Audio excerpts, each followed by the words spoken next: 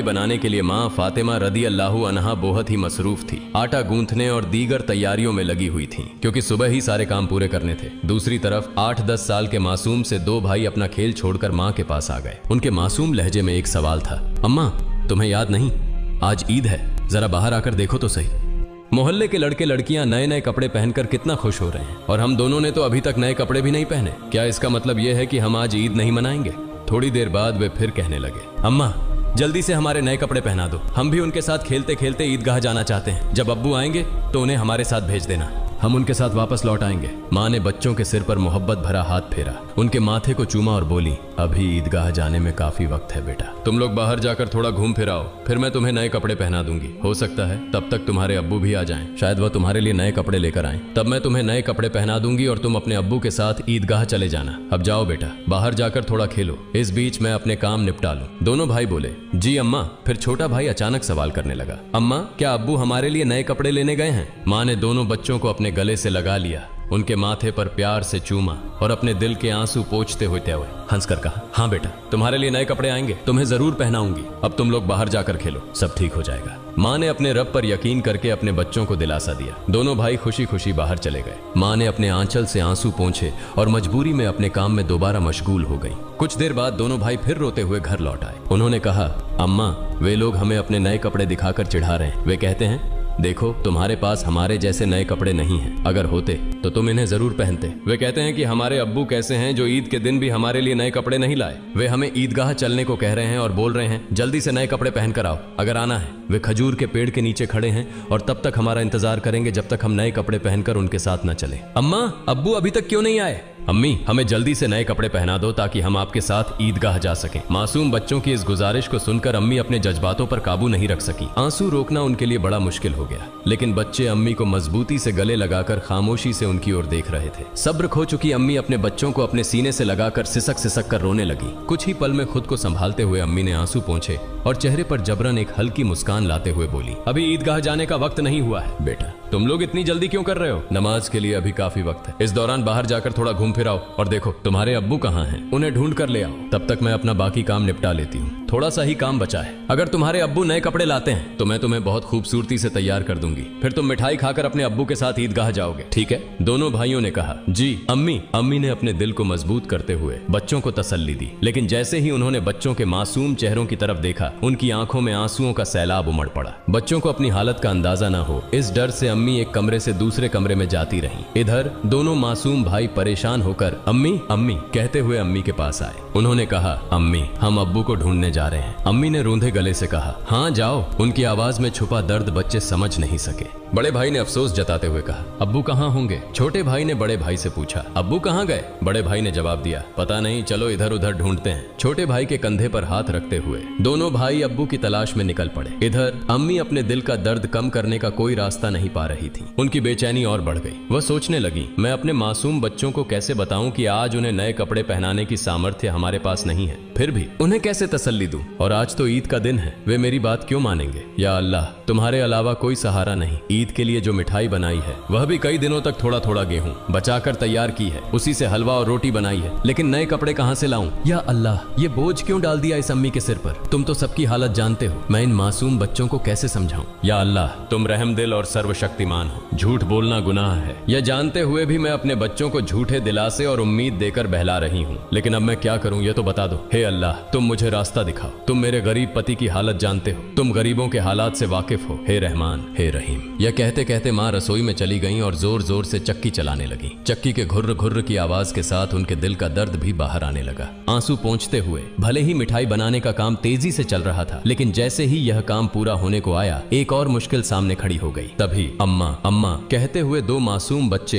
हांफते हांफते माँ के पास आकर खड़े हो गए। माँ ने कहा, बोलो बेटा क्या बात है? माँ ने अपनी इच्छाओं और आराम को हमेशा पति की गरीबी को देखकर दबा कर रखा था। वह थोड़े में ही खुश रहती थी, लेकिन आज मासूम बच्चों की छोटी सी ख्वाहिश ने उनके धैर्य को तोड़ दिया। उन्होंने खुद को संभालते हुए बच्चों को गोद में उठा लिया, मुस्कुराने की कोशिश की, उनके माथे पर चुंबन किया और कहा, बोलो बेटा क्या कहना है? दोनों बच्चों ने हाथों से अपनी आंखें मसलना शुरू कर दिया। यह देखकर छोटे भाई ने भी बड़े भाई की नकल कर ली। माँ ने कहा, देखो बेटा तुम्हारे अब्बा सही समय पर आ जाएंगे। मैं देखो यहाँ तुम्हारे लिए मिठाई बना रही हूँ, तुम मिठाई खाकर ईदगाह जाना, थोड़ा सब्र करो, बस थोड़ी ही देर देर और उन्होंने बच्चों को सीने से लगा लिया, उन्हें प्यार से समझाया और कहा थोड़ा इंतजार करो बेटा, मिठाई अभी तैयार हो जाएगी। छोटे भाई ने आंखें मसलते हुए अचानक पूछा, लेकिन हमारे नए कपड़े अम्मा? यह सुनते ही माँ चौंक गई, जल्दी से बोली, अरे बेटा ऐसा करते हैं, तुम लोग जाकर पहले नहाओ, अभी तक नहाए भी नहीं हो। दोनों भाइयों ने एक साथ कहा, नहीं अम्मा अभी तक नहीं नहाए। माँ के लिए मासूम बच्चों से छल करना बहुत दर्दनाक था, उनका दिल अंदर ही अंदर जल रहा था, लेकिन उन्होंने हंसते हुए कहा, बेटा बिना नहाए क्या कोई ईदगाह जाता है, जाओ जल्दी से नहाओ, फिर सब तैयार हो जाएगा। दोनों भाइयों ने कहा, ठीक है अम्मा, हम अभी जाकर नहा लेते हैं, आप सब कुछ तैयार रखना, हम जल्दी से आ जाते हैं। दोनों खुशी खुशी नाचते हुए बाहर निकल गए। माँ ने दुआ की, जाओ बेटा, अल्लाह हाफिज।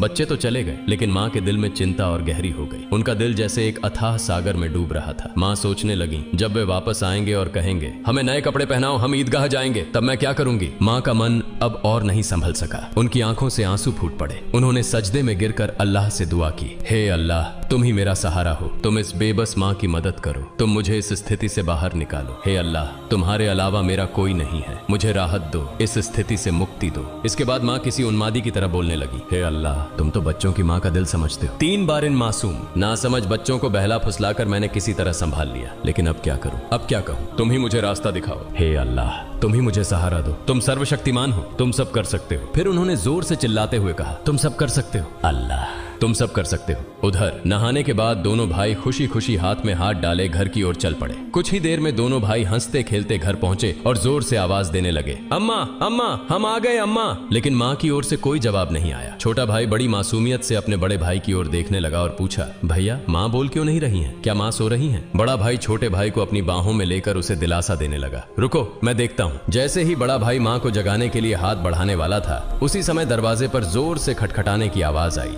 बड़े भाई ने डरते हुए पूछा, कौन है बाहर? बाहर से कोई जवाब नहीं आया। दोनों भाई चकित होकर एक दूसरे की ओर देखने लगे। छोटा भाई डर के मारे बड़े भाई से चिपक गया। तभी फिर से दरवाजे पर जोर से खटखटाने की आवाज हुई। डर और घबराहट से दोनों भाई चिल्ला पड़े, अम्मा अम्मा बाहर कौन है? लेकिन माँ की ओर से कोई आवाज नहीं आई। फिर दरवाजे पर खटखटाने की आवाज के साथ कुछ भारी खड़खड़ाने की आवाज सुनाई दी। दोनों भाई डर गए। उन्हें पता था कि अगर कोई रिश्तेदार, परिवार का सदस्य या पड़ोसी घर पर आता है तो वह हमेशा सलाम करता है, लेकिन ये सब कुछ उल्टा हो रहा था। बड़े भाई ने छोटे भाई को और कसकर गले लगाते हुए कहा, मुझे समझ नहीं आ रहा ये क्या हो रहा है, माँ भी कुछ बोल नहीं रही हैं। डरते डरते दोनों भाई दरवाजे के पास गए। जैसे ही वे वहां पहुंचे, बाहर से फिर से खटखटाने की आवाज आई। दोनों भाई थोड़ा पीछे हटे और जोर से चिल्लाकर पूछा, कौन है दरवाजे पर? बाहर से आवाज आई, मैं दर्जी हूँ, दरवाजा खोलो। दोनों भाई हैरान रह गए। उन्होंने पूछा, दर्जी आप यहाँ क्यों? बाहर से आवाज आई, हाँ मैं दर्जी हूँ, दरवाजा खोलो, मैं तुम्हारे लिए नए कपड़े लेकर आया हूँ, इन्हें ले लो। जैसे ही यह बात सुनी, दोनों भाइयों ने जल्दी से दरवाजे की कुंडी खोली। सामने एक व्यक्ति नए कपड़ों के गट्ठर के साथ खड़ा था। दोनों भाई एक पल के लिए हैरान रह गए।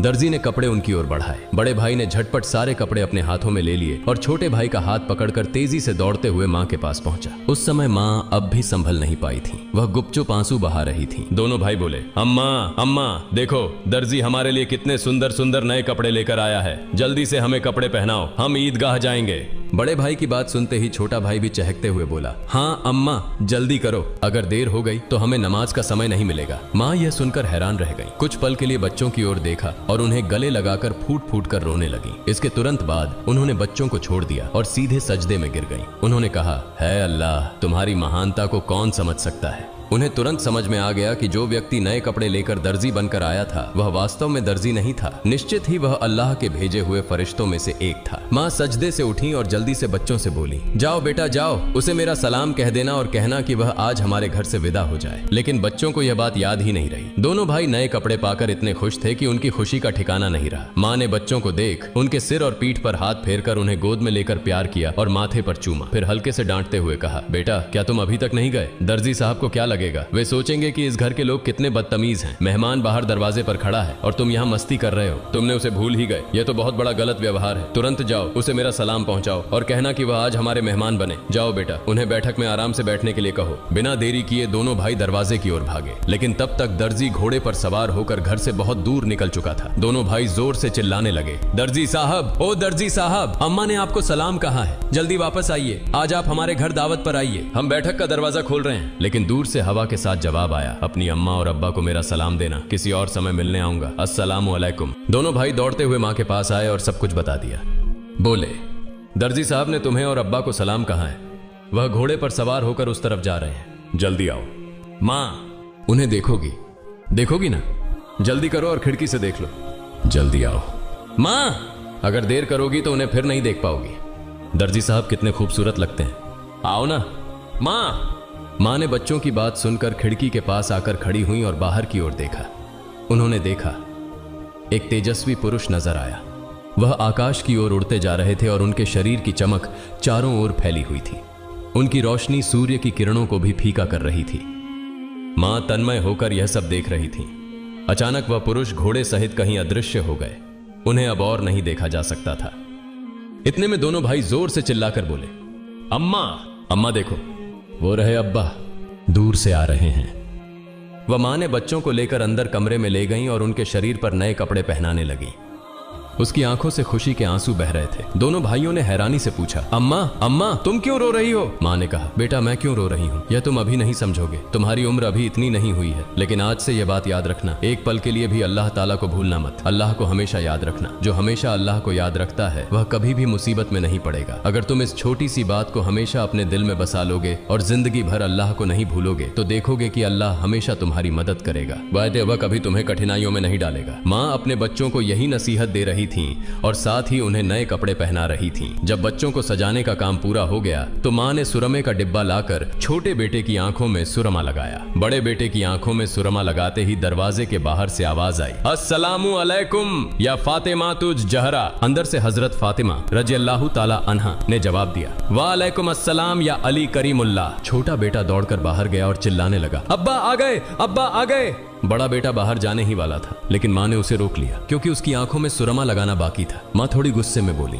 बैठो बैठो, पहले सुरमा लग जाने दो। इस बीच छोटा भाई अपने अब्बा का हाथ पकड़कर अंदर ले आया। तब तक बड़े भाई की आंखों में सुरमा लगाया जा चुका था। दोनों बेटों को देखकर अब्बा हैरान हो गए और बोले, यह क्या, इतने सुंदर कपड़े ये कहां से आए? फिर दोनों भाइयों ने अपनी मां और अब्बा को गले लगाकर खुशी जताई। हजरत फातिमा रज़ियल्लाहु ताला अन्हा ने बच्चों की आवाज शांत कराते हुए हजरत अली रज़ियल्लाहु ताला अन्हु को सारी घटना सुनाई। हजरत अली रज़ियल्लाहु ताला अन्हु जैसे ही यह बात सुनी सजदे में गिर गए और बोले, हे अल्लाह, तुम्हारे लिए कुछ भी असंभव नहीं है। तुम महान हो, असीम हो, तुम दयालु और सर्वशक्तिमान हो। सजदे से उठकर उन्होंने हजरत फातिमा रज़ियल्लाहु ताला अन्हा से कहा, जो दर्जी बनकर बच्चों के लिए कपड़े लाए, क्या तुम उन्हें पहचानती हो? क्या तुमने जान लिया कि वह कौन थे? हजरत फातिमा रज़ियल्लाहु ताला अन्हा ने कहा, नहीं, लेकिन इतना निश्चित है कि वह अल्लाह के किसी भेजे हुए फरिश्ते थे, इसमें कोई शक नहीं। हालांकि यह मेरी अपनी धारणा है। हजरत अली रज़ियल्लाहु ताला अन्हु ने कहा, हाँ, तुमने सही कहा, यह अल्लाह की महिमा है। वह हजरत जिब्राइल अलैहिस्सलाम थे। हजरत फातिमा रज़ियल्लाहु ताला अन्हा की जुबान से अचानक जोर से निकला, अल्लाहु अकबर। यह कहते हुए वह भी सजदे में गिर गईं। उन्हें देखकर हजरत हसन और हजरत हुसैन रज़ियल्लाहु ताला अन्हुमा भी अपनी मां के पास गए और उनका हुबहू अनुसरण करते हुए सजदे में गिर गए। प्रिय दर्शकों, आशा है कि आपको यह वीडियो पसंद आया होगा। अगर अच्छा लगा हो तो इसे लाइक और शेयर करें ताकि अन्य मुस्लिम भाई बहन भी इसे जान सकें। और इस तरह की और वीडियो पाने के लिए हमारे चैनल को सब्सक्राइब करें। अस्सलामु अलैकुम।